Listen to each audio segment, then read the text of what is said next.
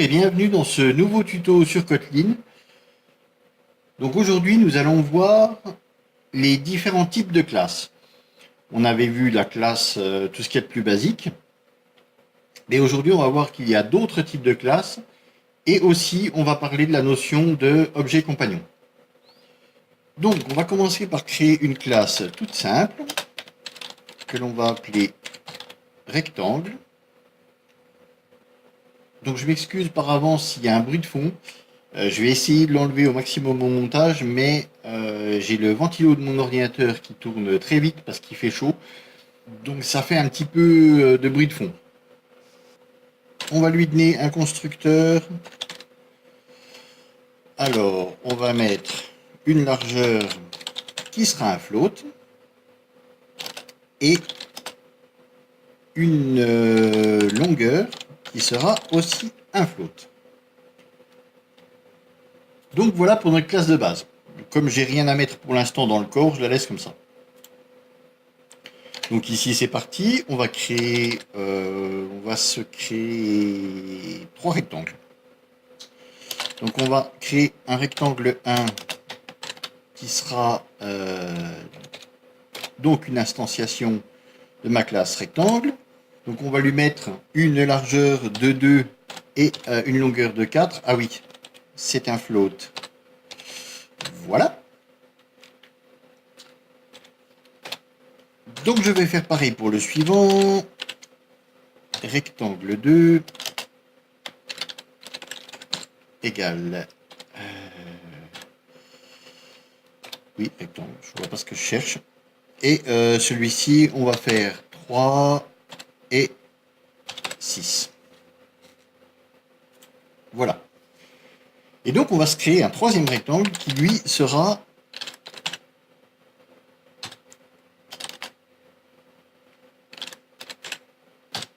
égal à rectangle 1.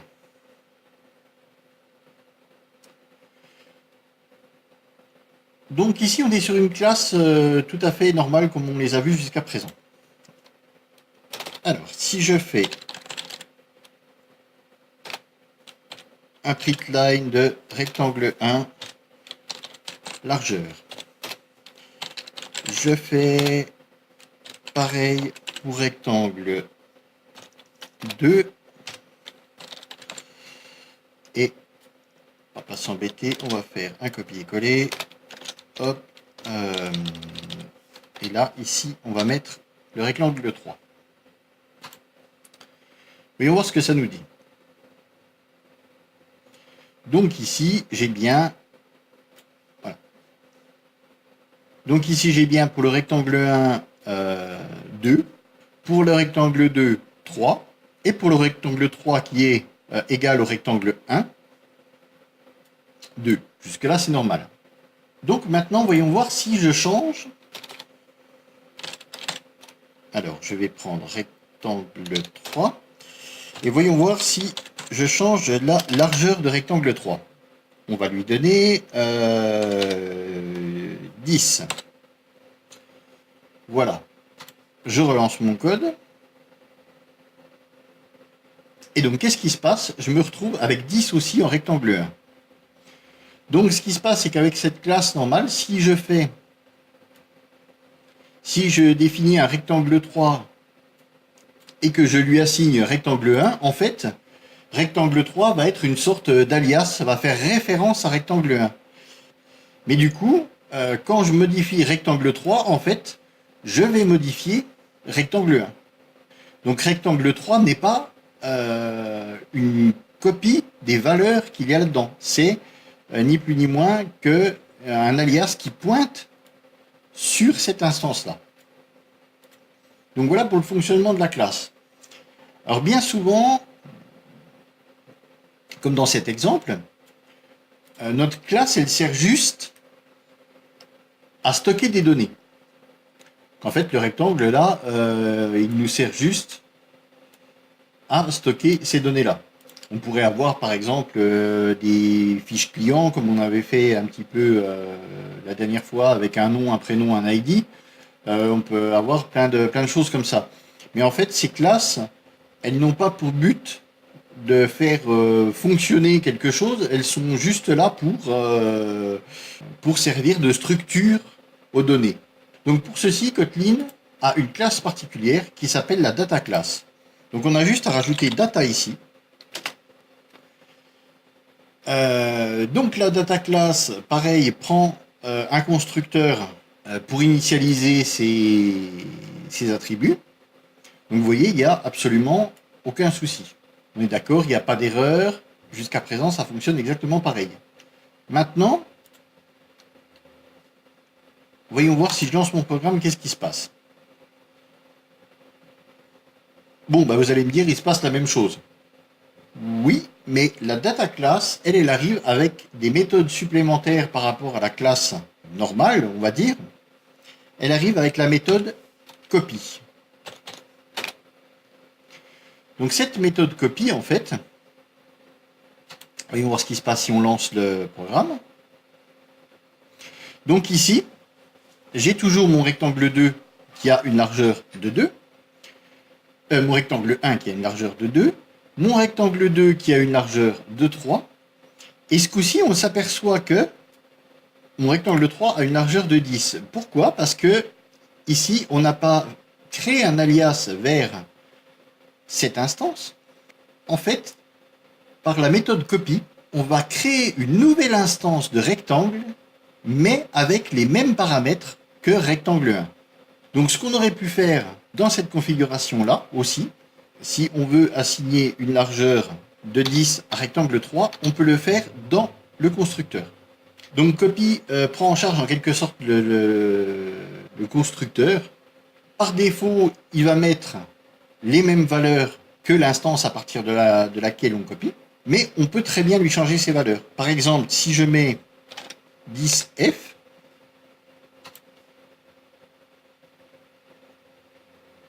voilà, on a la même chose que tout à l'heure.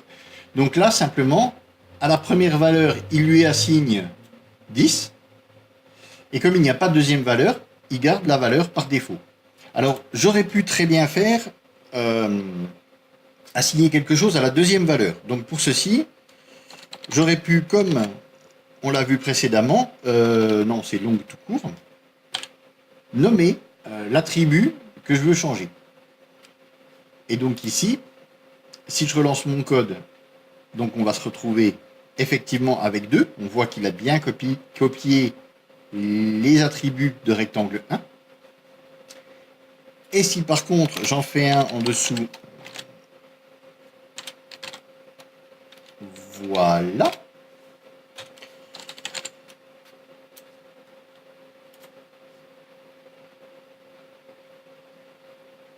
Donc voilà.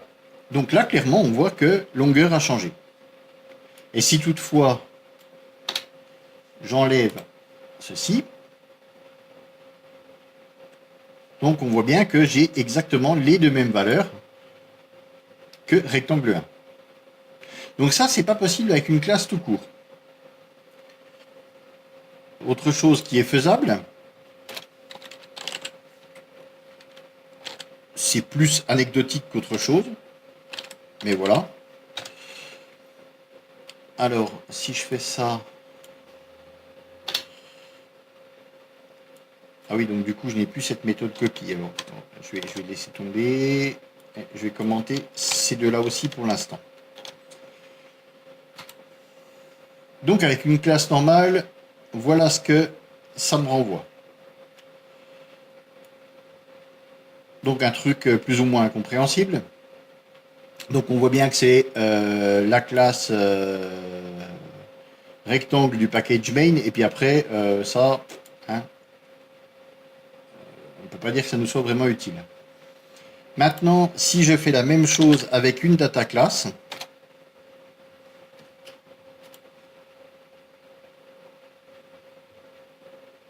et bien voilà. Donc lui, en fait, il va me dire que c'est une instance de la classe rectangle avec la largeur de 2 et la longueur de 4. Donc effectivement, on peut trouver ça anecdotique, mais des fois, c'est quand même bien pratique. Donc voilà, cette data class, elle est vraiment créée pour euh, manipuler des données en fait. Donc par contre, quelque chose aussi qui différencie la data class de la classe classique, c'est ceci. Si je veux faire une classe, par exemple, carré,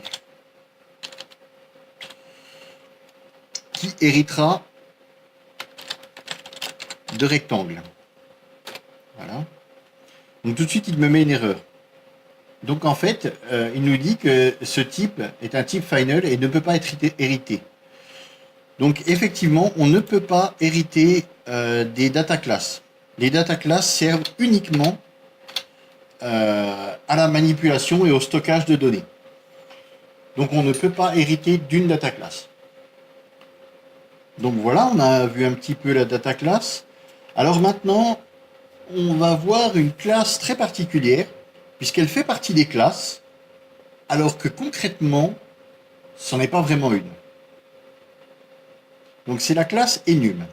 Alors la classe enum, alors on va faire ça comme ceci.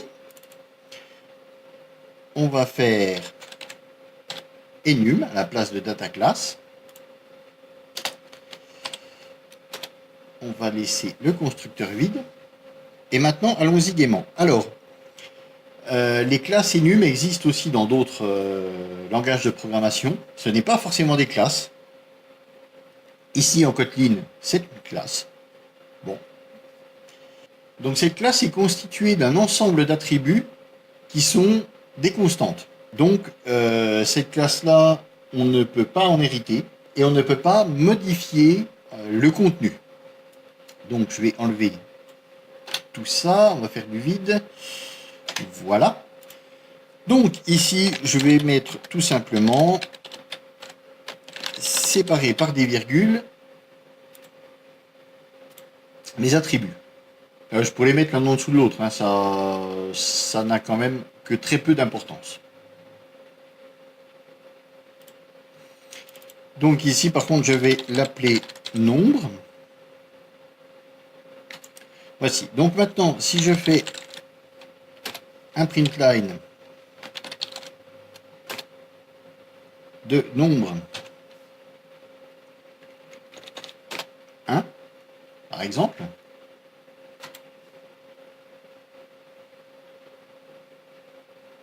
j'obtiens 1.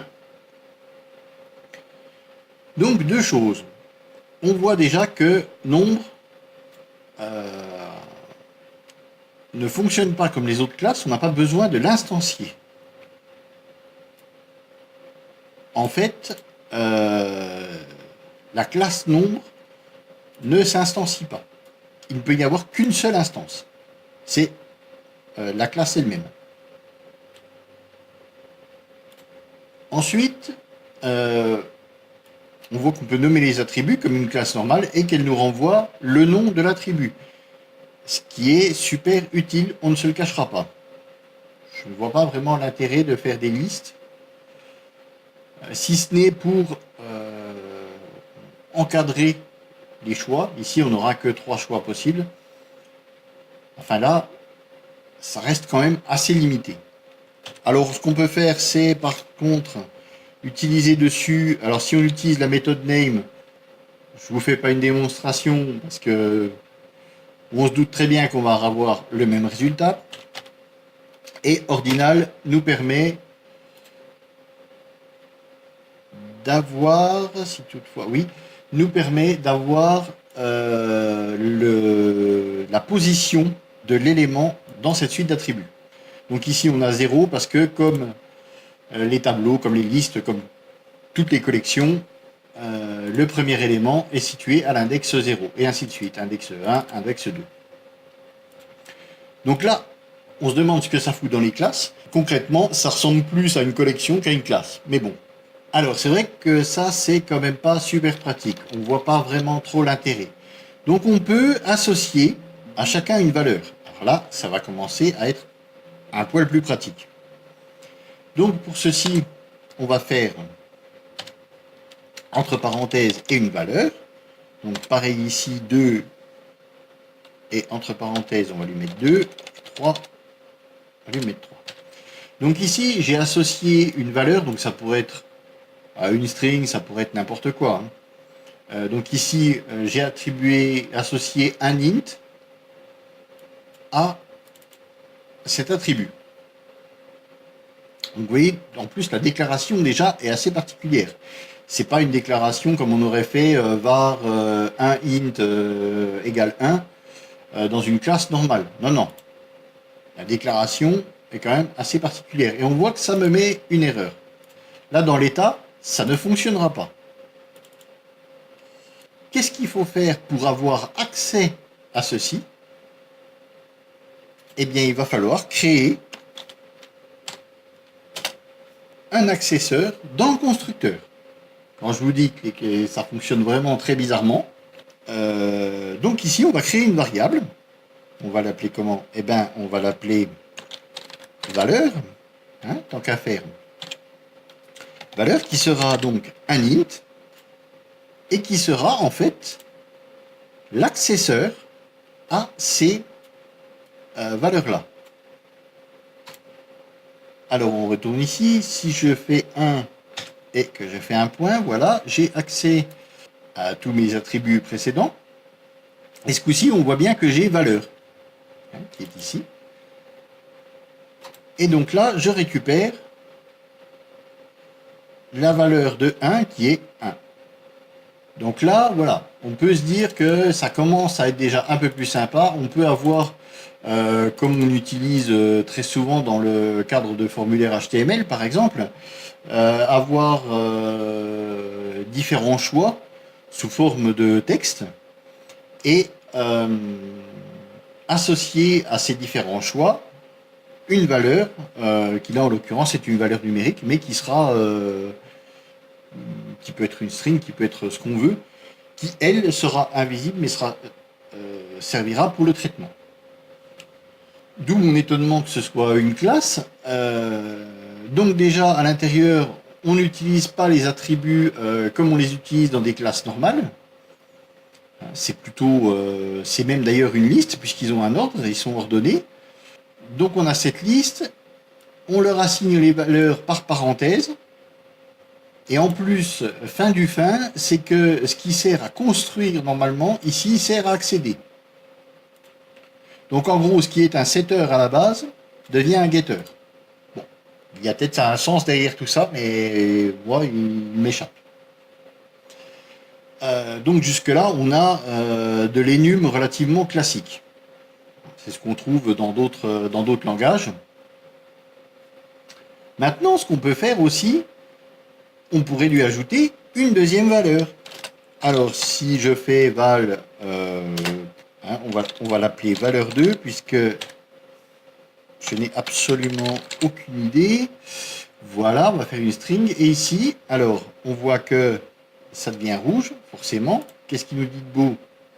D'enlever... non, on va simplement créer la valeur. Donc ici, la string, on va mettre la même chose, mais en minuscule.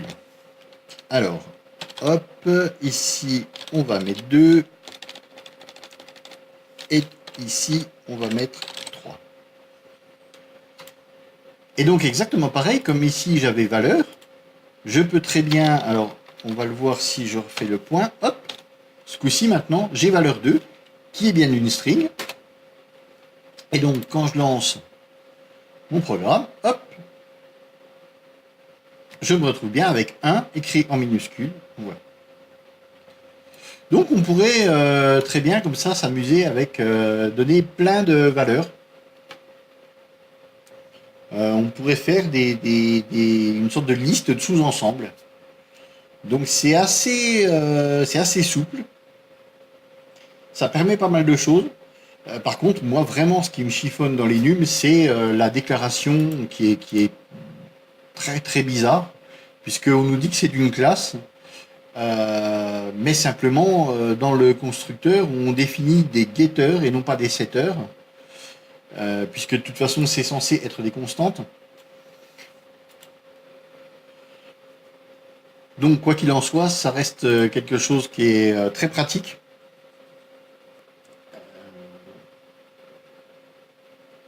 Donc maintenant, on va passer à l'objet. Alors l'objet, lui, par contre, ne se définit pas avec le mot classe. Pourtant, finalement, c'en est une. Alors, qu'est-ce que l'objet? Donc l'objet, en fait, donc déjà, comment on le définit? Alors, object, on va appeler ça utile. Donc on va imaginer que cette classe sera une classe un petit peu fourre-tout et on y mettra un petit peu tout ce qu'on ne va pas ranger dans les autres classes. Donc admettons que je vais faire une constante de pi qui sera à 3,14. Alors j'ai mis une constante, mais on peut très bien mettre des variables, hein, simplement. Donc voilà, j'ai déclaré une constante parce que pi a toujours la même valeur.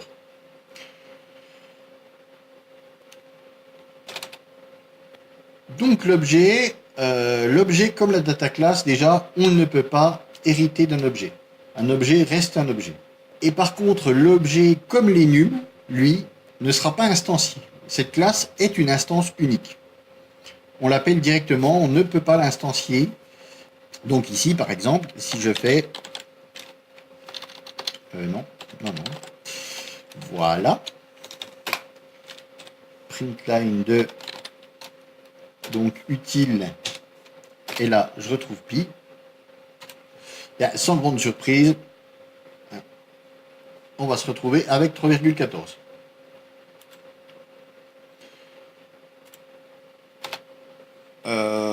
On pourrait lui associer une méthode, par exemple. Voilà, par exemple, qui va faire donc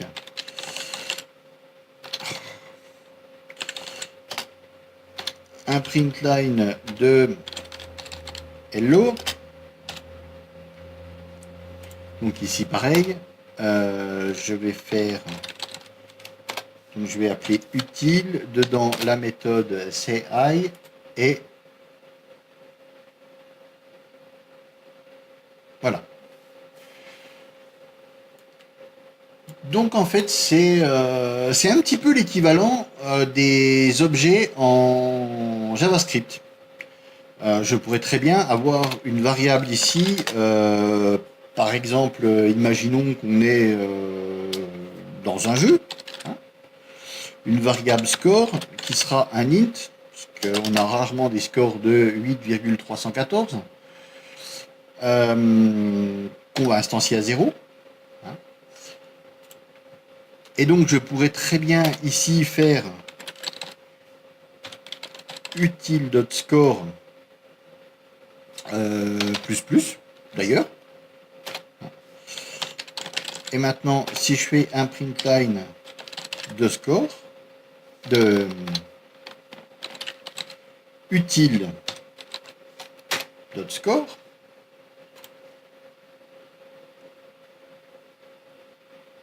voilà. On voit bien que je suis passé à 1, alors qu'à la base, il est à 0. Donc c'est vraiment... c'est cette instance uniquement. Il n'y a pas 36 instances. On ne travaille qu'avec cette instance. Donc on y met un petit peu tout ce qu'on a envie d'y mettre et on l'appelle directement. Donc en l'occurrence ici, pi c'est toujours pi, donc c'est vrai qu'on n'a pas besoin de le mettre dans une classe qu'on instancierait je ne sais pas combien de fois, puisque pi sera toujours de la même valeur. Donc pourquoi avoir plusieurs instances? Pareil pour cette fonction, on n'a pas besoin de l'instancier, voilà. Juste une instance de cette fonction nous suffira amplement. Donc voilà pour les 4 classes principales. Donc il y a la classe de base, toute simple, la data class, l'enum et l'object. Autre chose que j'avais sciemment laissé de côté quand on a vu la classe, donc si je reprends une classe normale, donc on va faire classe personne, tiens, comme la dernière fois. Hein, on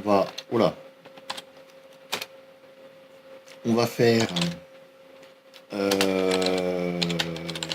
var non string et puis on va l'instancier à rien, et puis var prénom string, on va l'instancier à rien. De toute façon, notre propos n'est pas là. Donc ici, si je définis une méthode, je vais par exemple faire fonction, comme on avait fait non complet,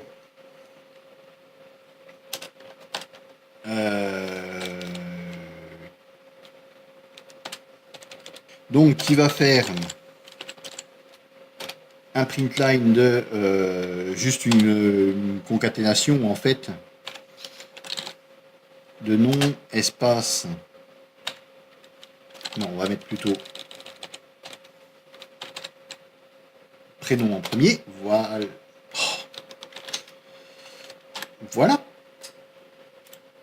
Donc il va faire prénom espace nom. Donc si on fait cette méthode à chaque instanciation, cette méthode sera réimplémentée dans chacune des instances. Donc ça c'est bien, mais on ne peut l'appeler que depuis une instance valide. C'est-à-dire qu'il faut déjà que je crée une nouvelle personne pour pouvoir appeler non complet. Maintenant, si je voulais une méthode dite statique, comme en Java, où en fait cette méthode, eh bien, finalement, elle est comme pour l'objet, elle fonctionne exactement pareil. Cette méthode est en dehors des instances. Cette méthode appartient à la classe elle-même. Donc on pourrait l'appeler comme on appellerait une méthode située dans un objet. On n'aurait pas besoin d'instancer la classe personne pour utiliser cette méthode.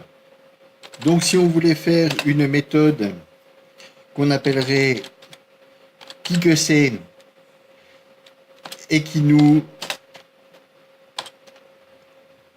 renverrait par exemple print line